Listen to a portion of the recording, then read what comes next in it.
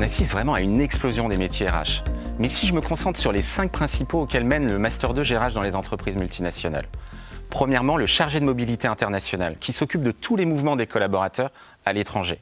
Deuxièmement, les métiers du talent acquisition, attirer, sélectionner, intégrer les collaborateurs.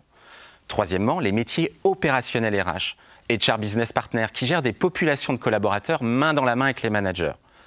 Quatrièmement, les métiers du développement RH, chargé de formation, gestionnaire de carrière.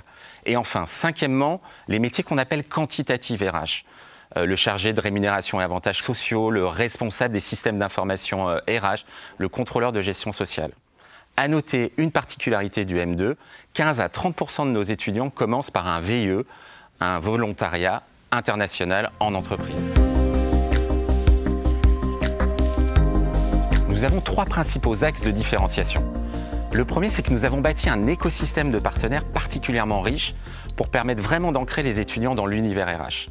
Le deuxième, c'est la pédagogie. Depuis le début du master, nous cherchons à rendre l'étudiant le plus acteur de son parcours professionnel en multipliant les projets. Et enfin, le troisième, c'est le fait d'avoir choisi une équipe pédagogique très équilibrée entre le meilleur du monde académique et le meilleur du monde professionnel.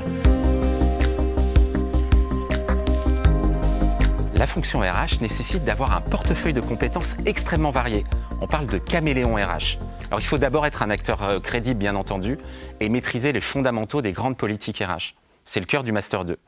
Il faut également avoir une orientation business, maîtriser la finance, le contrôle de gestion, le marketing, la communication, le management, la stratégie. Et c'est le cœur du Master 1. Et enfin, il y a un fil rouge M1, M2 autour des 4C, les compétences du XXIe siècle.